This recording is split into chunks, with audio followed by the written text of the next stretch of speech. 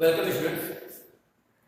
अब हम लोग यहाँ से ट्रिग्नोमेट्री के एक और कंसेप्ट जिसका नाम है ट्रिग्नोमेट्रिकल आइडेंटिटीज, उस चैप्टर को पढ़ते हैं। पहले नेम पे आते हैं कि इसका नेम क्यों पड़ा ट्रिग्नोमेट्रिकल आइडेंटिटीज।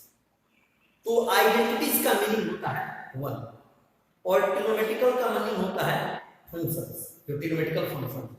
दैट मींस यहाँ एक ऐसे आपके ट्रिग्नोमेट्रिकल जो फंक्शंस हैं उसमें दो फंक्शन के बीच में ऐसा एक रिलेशनशिप आएगा जिसमें दोनों के रिलेशनशिप का वैल्यू जो होता है वो वन होता है। जैसे साइन और कॉस के बीच में रिलेशन आएगा जिसका वैल्यू वन होता है, सेक और टैन के बीच में रिलेशन आएगा जिसका वैल्यू वन होता है, फिर कॉसेक और कॉट के बीच में रिलेशन आएगा जिसका वैल्यू वन। तो देखिए हम लोग पढ़ते हैं, जैसे अगर हम लोग कंसीडर करें कि ये हमारा एक राइट ये ट्रायंगल राइट एंगल ट्रायंगल है एबीसी, जिसमें हमारा एंगल भी 90 डिग्री। अगर इस एंगल को हम मान लेते हैं कि थीटा है तो इसके लिए एबी हमारा परपेंडिकुलर होगा, बीसी हमारा बेस होगा और एसी हमारा हाइपोटेनस।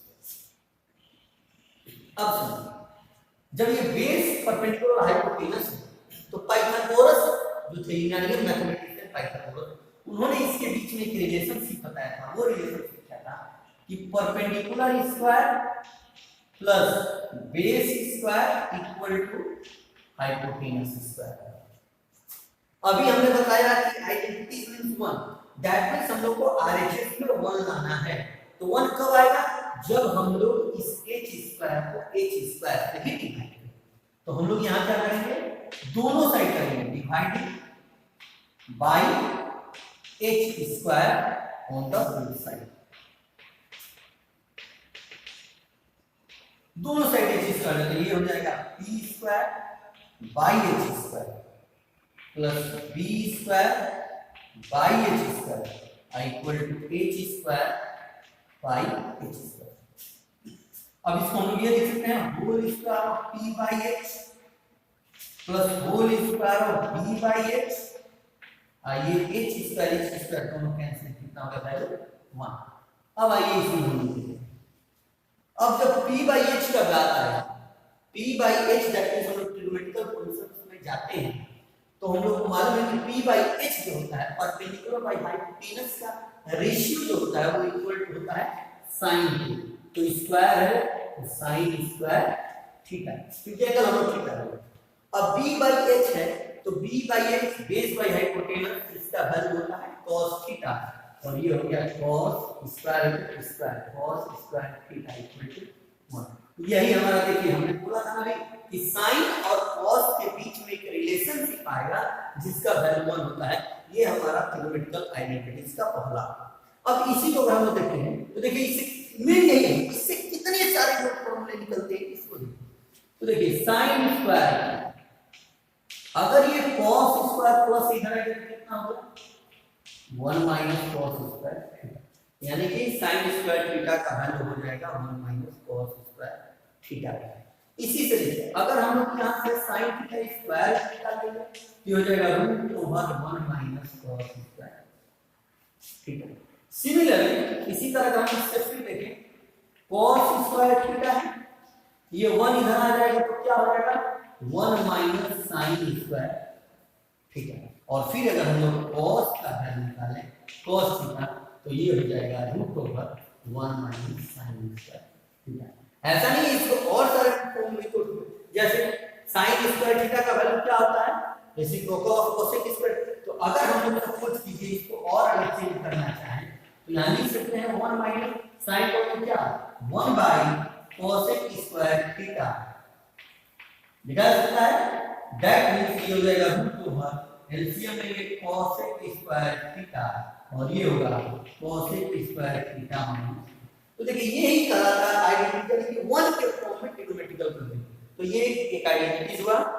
अब इसी में हम लोग एक और चीज देखते हैं, जैसे पाइथागोरस थ्योरम से तो हम लोग निकाले हैं hypotenuse square equal to perpendicular square plus base. इसी को अगर हम लोग अरेंज करें तो ये भी हो सकता है कि यह hypotenuse square minus base square equal to perpendicular. फिर हम लोग आइडेंटिटीज में 1 लाना चाहते हैं, फिर दोनों साइड डिवाइड करेंगे, इसे इधर आगे से 1 लाना है, p square, dividing by p square on the both side. तो जैसे ही करेंगे हो जाएगा h square by p square minus d square by p square equal to p square by p। इसको हम लिख सकते हैं whole square of h by p, इसको लिख सकते हैं whole square of b by p, और ये कट गया हमारा आ गया। अब आइए trigonometrical function h by p यानी हाइपोटेनस बाई परपेंडिकुलर। तो हाइपोटेनस बाई परपेंडिकुलर को हम लोग जानते हैं कि वो होता है trigonometrical function of value cosec theta. तो इसको हम लिख सकते हैं cosec थीटा और स्क्वायर है तो ये हो गया स्क्वायर यानी cosec स्क्वायर थीटा, और b बाई p होता है हमारा cot का वैल्यू। तो इसको स्क्वायर लिख सकते हैं cot square theta equal to 1। यही से हम और वैल्यू निकालें। अगर cosec स्क्वायर थीटा का वैल्यू देखें तो 1, ये माइनस इधर आएगा हो जाएगा प्लस cot स्क्वायर थीटा, और सिमिलरली ये देखिए फिर हम इसको लेते हैं तो cot स्क्वायर थीटा का वैल्यू तो ये हो जाएगा cosec स्क्वायर थीटा, आप 1 इधर के प्लस है, राइट साइड से लेफ्ट साइड डायरेक्ट हो जाएगा वैल्यू -1, और ये cot जो राइट लेफ्ट साइड से राइट साइड डायरेक्ट हो जाएगा cot स्क्वायर थीटा। यानी कि हमको वैल्यू मिला cosec square theta equal to 1 plus cot square theta, और cot square theta equal to होता है cosec स्क्वायर थीटा माइनस। अब इसमें और भी हम लोग चाहें तो इसको sin cos में भी हम लोग चेंज कर सकते हैं, जैसे cosec को लिख देंगे 1/sin और cot को लिख देंगे cos/sin, तो एक हमारा दूसरा ही टर्म का फार्मूला आ जाएगा। इस तरह इसको हम और भी फॉर्म में चेंज कर सकते हैं। ये आइडेंटिटी में एक और फॉर्म देखा जाए जो कि रिलेशन बताएगा sec और tan। तो अभी हम लोगों ने दो मेथड देख लिए, तीसरा है तो सभी लोग पढ़ा है hypotenuse square perpendicular square plus base square, उस पे का है। दूसरा पर hypotenuse square minus base square equal to perpendicular square. अब करेंगे hypotenuse square minus perpendicular square और इक्वल टू बेस स्क्वायर। फिर अब कौन लाना हम लोग आज इसको डिवाइड कैसे करेंगे b स्क्वायर, तो divide by b square on the both side. तो देखिए जैसे इसको डिवाइड करिए हो जाएगा h square by b square minus p square by b square और equal to b square by ये h बाय b को हम बोलते हैं hypotenuse by base, whole square of hypotenuse by base minus whole square of perpendicular by base, और ये cancel हो गया। अब आते हैं हाइपोटेनस बाय बेस, ये हमारा क्या है, तो हाइपोटेनस बाय बेस हमारा होता है sec थीटा। तो इसको हम लिख सकते हैं sec थीटा और स्क्वायर है तो स्क्वायर ये हो जाएगा sec स्क्वायर थीटा। अब है p बाय b, p माने परपेंडिकुलर, b माने बेस, यानी परपेंडिकुलर बाय बेस ये होता है हमारा tan थीटा। तो इसको हम लिख सकते हैं माइनस और माइनस tan और थीटा और स्क्वायर इक्वल टू 1, यानी कि हमारा और ट्रिग्नोमेट्रिकल फंक्शन आ गया। इससे square theta minus tan square theta equal to हमारा कितना होता है। अब इसी से हम और वैल्यू निकालते हैं, sec square theta equal to ये tan इधर है लेफ्ट में, इधर आएगा राइट साइड में प्लस हो जाएगा 1 प्लस tan स्क्वायर थीटा, ये होता है हमारा sec स्क्वायर।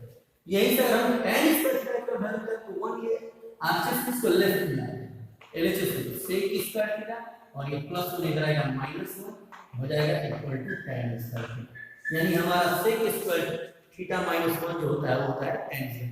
इस तरह हम लोगों ने 6 ट्रिग्नोमेट्रिकल फंक्शंस को दो ट्रिग्नोमेट्रिकल फंक्शंस के बीच में रिलेशन पाए और हमारा वैल्यू जिसका वन हुआ, यही हमारा कहलाता है ट्रिग्नोमेट्रिकल आइडेंटिटी, यानी कि ऐसे ट्रिग्नोमेट्रिकल फंक्शंस का एलिमेंट जिसका की वैल्यू 1 हो वही हमारा